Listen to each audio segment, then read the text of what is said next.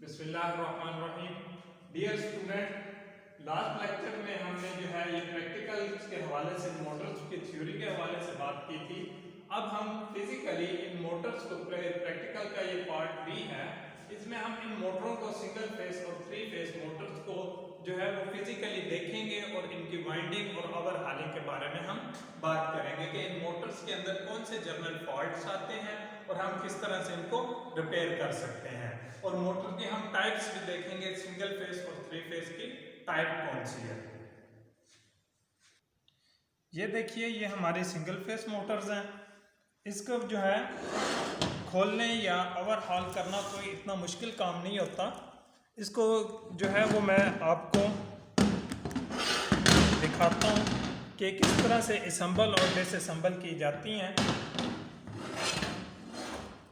ये इसका रोटर, यहाँ पे ये इसकी बैक प्लेट फिट हो जाती है, फ्रंट प्लेट और बैक प्लेट। इस तरह से इनको असेंबल करना या डिसमेंटल करना, ओवरहॉल करना इंतहाई आसान है। जब भी किसी भी मोटर्स को हमने खोलना होता है तो उसके ऊपर हम निशान लगाते हैं। फ्रंट पे एक निशान, बैक पे एक निशान और फ्रंट पे इसके 2 निशान लगाते हैं। ठीक है, यानी कि यहाँ पे हमने इसके 2 निशान लगा दिए और बैक पे एक निशान लगा दिया। और अगर इसको हमने खोलना है, इन स्क्रूज को स्क्रू ड्राइवर्स की मदद से हम खोल लेते हैं इजीली। और खोलने के बाद हम किसी भी चीज़ से हल्का सा इसको चोट लगाने या हैमरिंग करने से हम इस मोटर को खोल सकते हैं। यानी कि ये बैक प्लेट इसकी खुल जाएगी और फिर इसी तरह इसकी ये फ्रंट प्लेट खुल जाएगी। पिछले प्रैक्टिकल में हमने पुलर के ज़रिए बैरिंग्स को निकालने का तरीकाकार सीखा था। इजीली हम इसके बैरिंग को निकालेंगे, ग्रीसिंग और ओवरहॉलिंग करने के बाद इसके अंदर हम फिट कर देंगे। इसी तरह इसके साइड पे हर मोटर में मैंने जैसे आपको बताया था कि 2 बैरिंग यूज़ होते हैं।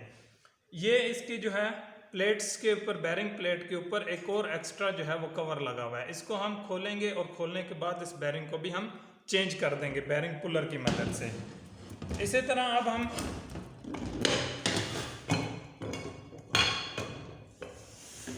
बात करते हैं 3 फेस वाइंडिंग की।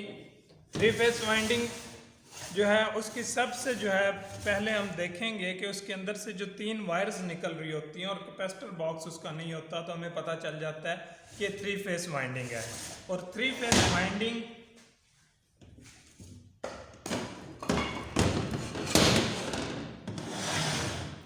दोनों मोटर्स के खोलने का तरीकाकार एक ही होता है, लेकिन वाइंडिंग की जो शेप है वो डिफरेंट होती है। जैसा कि आप ये देख रहे हैं, सिंगल फेस वाइंडिंग है और ये 3 फेस वाइंडिंग है।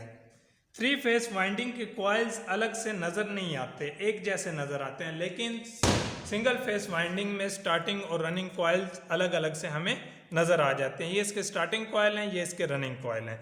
इसी तरह इसके अंदर ऐसे डिज़ाइन से वाइंडिंग हुई होती है 3 फेस की कि इसके अंदर से हमें ज़रूरत जो है वो हमें नज़र ही नहीं आता कि कौन सी वाइंडिंग अलग है। सब वाइंडिंग इसके अंदर एक जैसी नज़र आती है, लेकिन स्लॉट्स का फ़र्क होता है। इसके स्लॉट्स ज़्यादा होते हैं और इसके स्लॉट कम होते हैं। बाकी ओवरहॉलिंग या ग्रीसिंग के हवाले से अगर बात की जाए तो इसके बैरिंग्स भी चेंज करना उसी तरह से आसान होता है।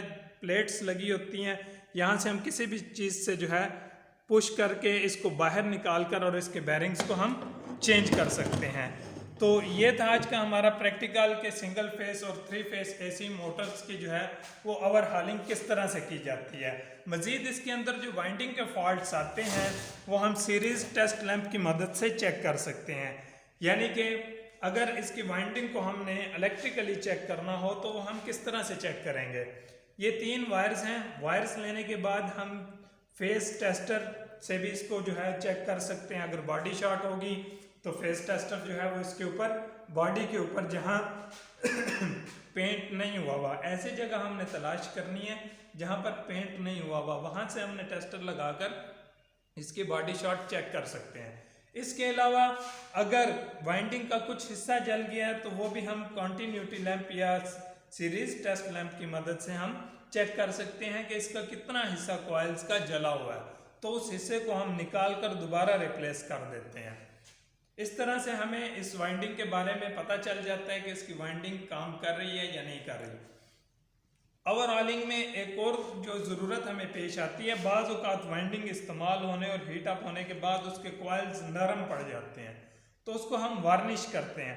वार्निश करने का तरीकाकार ये होता है कि मोटर को इस तरह से रखने के बाद उसके ऊपर वार्निश जो है वो गिराई जाती है, सिर्फ जो है वो पेट्रोल के अंदर या थिनर के अंदर मिक्स करने के बाद, यानी कि उस लिक्विड को इतना पतला कर लिया जाता है कि इनके जितने भी होल्स हैं या जितनी भी बारीक बारीक इसके अंदर दर्जें बनी हुई हैं उनके अंदर वाइंडिंग अच्छे से चली जाए। वाइंडिंग को इस तरह से रखने के बाद आपको अगर जो है वाइंडिंग जल्दी खुश्क करनी है तो उसके ऊपर आप 200 वाट का बल्ब लगाकर इसको आसानी से खुश्क कर सकते हैं। तो नेक्स्ट प्रैक्टिकल में इंशाल्लाह हम मज़ीद मोटर वाइंडिंग के हवाले से पढ़ेंगे और इनकी वाइंडिंग के बारे में भी सीखेंगे। Thank you.